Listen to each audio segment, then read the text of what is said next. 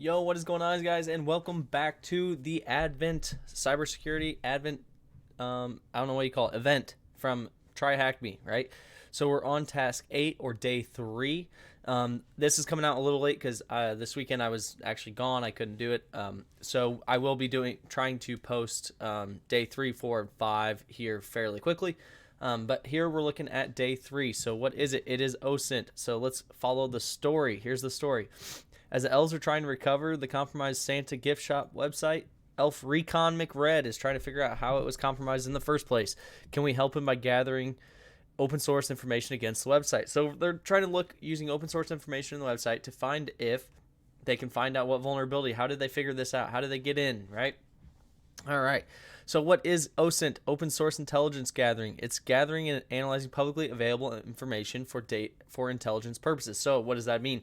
It means searching and scouring public information, pictures, files, Google dorking, everything else, to gather resources that give you information about a site. So if a site accidentally posted what version they're using, if a site accidentally posts credentials, all of this is OSINT, open source intelligence. So Google dorking. What is Google dorking? I have a video on this topic that goes a little bit deeper down in my channel. And you can see here it is. This is a very good example. So site. So when they do the site, github.com, it's only going to search that site. It's not going to give you results for anything else other than the github.com results. And then in quotations, they have db_password. So what does that mean? It means they're looking for on GitHub for database passwords. Okay. Now, one thing to keep in mind when Google dorking is you're not going to find everything on the internet with Google dorking. And I say that because Google crawls websites, but it also purposely is told not to crawl certain parts of websites. So if you do this and you don't get the result, that doesn't mean that there's not proprietary information on that site. It means that Google, the web crawler itself, didn't find any. So make sure you know that distinction, because some people do a quick Google dork of a site or something and say, oh, there's no passwords on it. That's not true. There could be passwords on there that they purposely don't want Google to find or anyone else. Okay. So now, who is lookup? So who is lookup? Who is lookup? You can use any site. They have a free site here that we're going to use real quick. We'll open it. All right, and you can see they have it set up for github.com, and we're going to use it for the Santa site. Now, what this does is this is actually going to give you a lot of information about who registered the site, so who actually said it's theirs.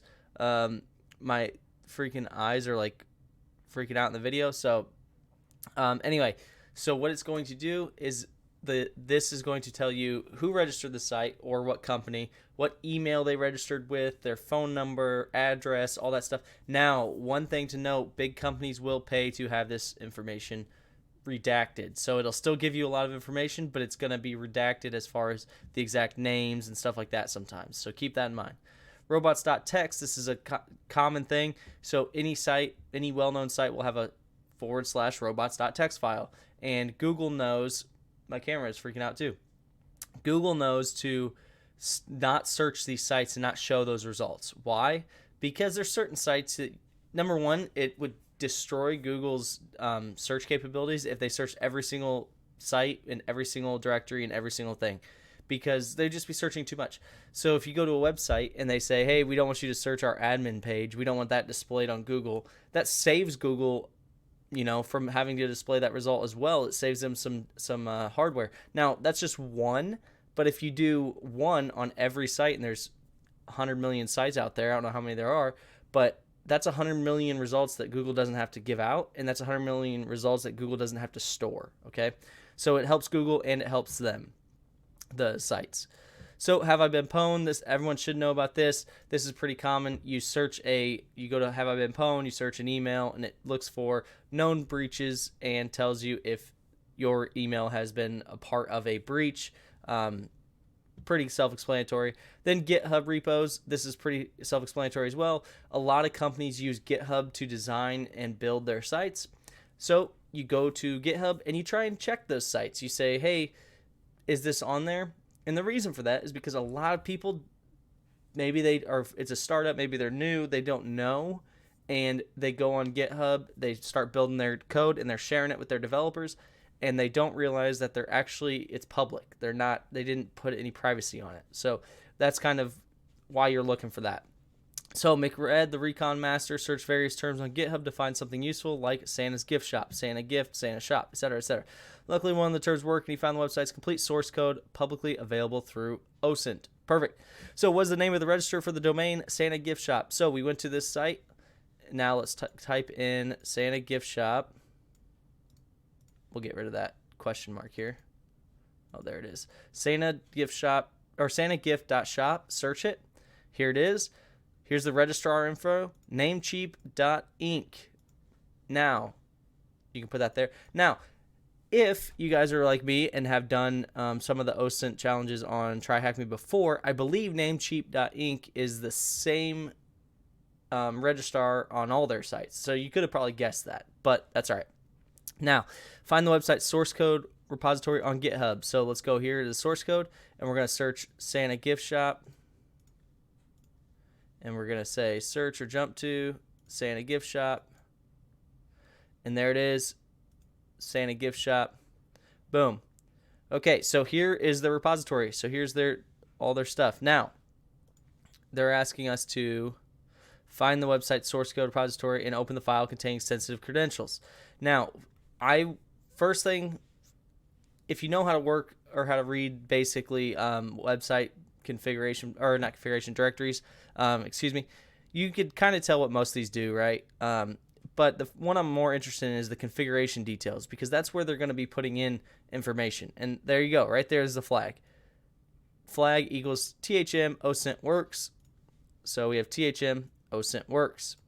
What is the name of the file containing passwords? And that is config.php. Now, how do I know that? We'll just close that.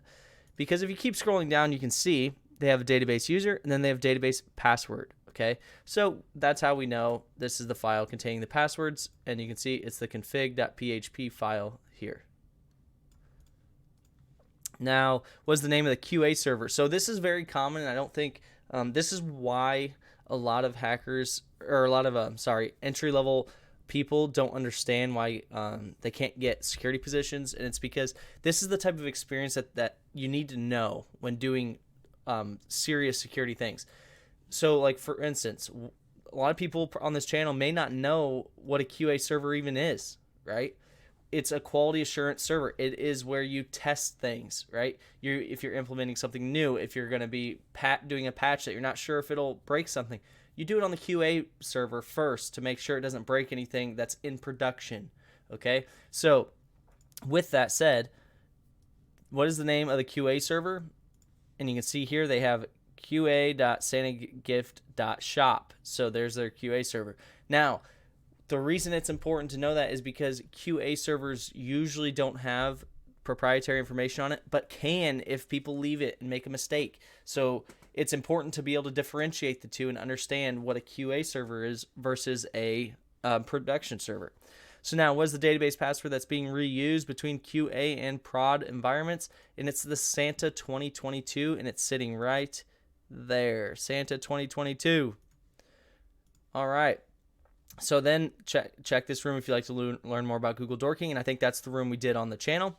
So now we will move on to day 4 and kind of get you guys involved in that. Hopefully you guys understand this, because like I said, this is very easy, the OSINT portion that they're giving you, but they're also explaining the details to you, and understanding that there's different environments in different domains in different companies is important, because if you get a hold of someone's QA environment, it might be a way to pivot into their prod environment.